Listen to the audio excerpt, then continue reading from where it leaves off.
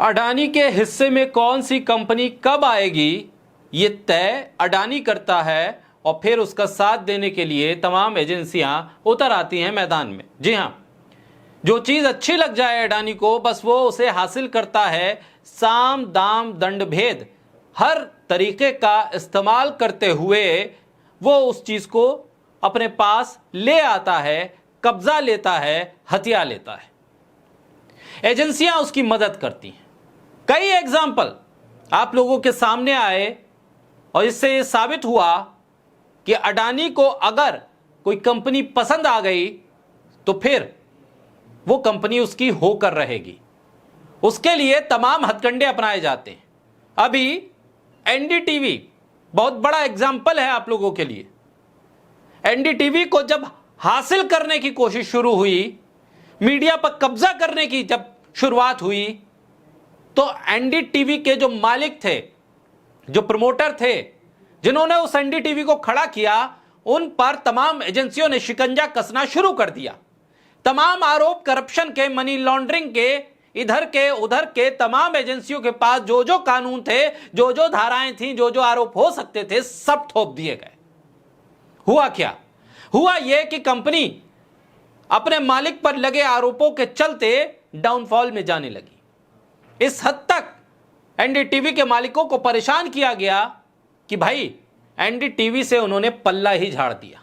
NDTV को अडानी के भाव पर बेच दिया गया। अडानी की कीमत पर अडानी ने उसे ले लिया और अडानी का जब कब्जा हो गया, मीडिया कब्जे में आ गया, एनडीटीवी अडानी के हिसाब से चलने लगा, अडानी मालिक बन गए, तो फिर क्या हुआ? फिर हुआ यह कि अडानी को जब एनडीटीवी मिल गया तो एनडीटीवी के पुराने मालिकों पर जो जो आरोप एजेंसीज ने लगाए थे, मनी लॉन्ड्रिंग से लेकर हर तरह के करप्शन के आरोप, सबसे उन्हें बरी कर दिया गया। यानी कि साफ था, आरोप लगाए ही इसीलिए गए थे कि आपको परेशान किया जा सके, ताकि आपकी कंपनी को नीचे गिराया जा सके और फिर अडानी उस पर काबिज हो जाए। ऐसा ही कुछ हुआ है कोस्टल एनर्जन कंपनी के साथ, जिसका अधिग्रहण कर लिया गया अडानी के जरिए। अडानी ने ऐसे ही उसका अधिग्रहण नहीं किया। इस कंपनी के मालिक पर तमाम तरह की एजेंसीज के छापे पड़े। एजेंसीज ने तमाम शिकंजा कस दिया और शिकंजा कसते कसते मनी लॉन्ड्रिंग जैसे तमाम आरोप, करप्शन के तमाम आरोप, हेरा फेरी के तमाम आरोप लगा दिए गए और फिर कंपनी डाउनफॉल में जाने लगी। और उसके बाद हुआ फिर वही स्क्रिप्ट दोहराई गई। अडानी ने उस कंपनी को ले लिया। जैसे ही अडानी ने वो कंपनी अपने कब्जे में ली, उसके बाद उस शख्स पर जिस तरह के आरोप थे, जितने भी आरोप थे, सभी आरोपों से उसे मुक्त कर दिया गया। अडानी ग्रुप ने पिछले कुछ सालों में कई ऐसी कंपनियों और संपत्तियों को खरीदा जो आर्थिक संकट और कानूनी विवाद में फंसी थी या जिन्हें फंसाया ही इसीलिए गया था। कोस्टल एनर्जी का मामला भी इसी तरह का है। अडानी ग्रुप हमेशा कहता है कि वो अधिग्रहण पूरी तरह से पारदर्शी कानून की प्रक्रिया के तहत रहा, लेकिन कोस्टल एनर्जन कंपनी और उसके मालिक एसएम यूसुफ बुहारी पर जांच एजेंसियों ने जो आरोप लगाए थे कि कंपनी ने विदेश से आयात किए गए कोयले की कीमत ज्यादा लिखकर करोड़ों रुपए का घोटाला किया। जांच एजेंसियों के मुताबिक लगभग 564 करोड़ रुपए का पैसा गलत तरीके से कमाया गया। विदेश की शेल कंपनियों के जरिए उसे इधर उधर भेजा गया। एजेंसीज ने, सीबीआई और ईडी ने तमाम तरह के आरोप लगा दिए। ईडी ने कह दिया कि भाई मामला मॉरिशस और यूएई सहित दूसरी कंपनियों, दूसरे देशों में पैसों के लेन देन से जुड़ा था। और फिर बुहारी की जमानत तक का विरोध कर दिया गया। और जब कंपनी का मालिक इतने गंभीर आरोपों में गिरफ्त हो तो कंपनी डाउनफॉल में जाएगी ही जाएगी। अडानी ने अधिग्रहण किया और उसके बाद क्या हुआ? अदालत ने इन तमाम मामलों को रद्द कर दिया।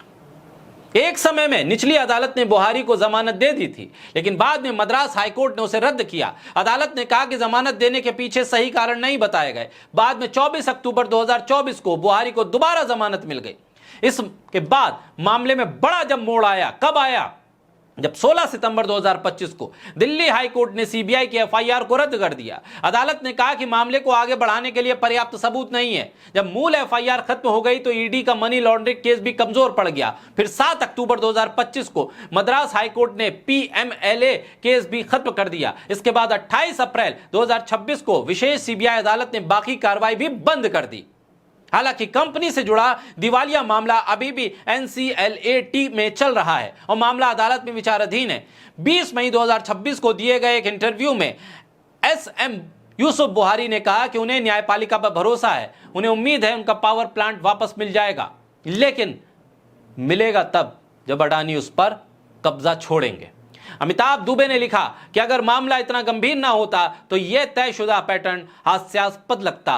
किसी इंफ्रास्ट्रक्चर प्रोजेक्ट का प्रमोटर वित्तीय संकट में फंसता है और मोदी सरकार की जांच एजेंसियां एक नहीं बल्कि 3 डीआरआई, सीबीआई और ईडी की जांच में घेरे में आ जाता है। उस पर कोयले की ओवर इनवॉइसिंग और मनी लॉन्ड्रिंग के आरोप लगते हैं। 2022 में उसे गिरफ्तार कर लिया जाता है। फिर 2.5 साल बाद कहानी पलट जाती है। अडानी की लीडरशिप वाला एक कंसोर्टियम इस प्रोजेक्ट पर कब्जा कर लेता है। उसके तुरंत बाद मामला ढह जाता है और दिल्ली हाई कोर्ट उस प्रमोटर को बरी कर देती है। हालांकि तब तक प्रोजेक्ट अडानी के हाथों में जा चुका होता है, उसी शख्स के जो ऐसे ही मामलों में मानो चमत्कारी रूप से हमेशा अछूता रहा।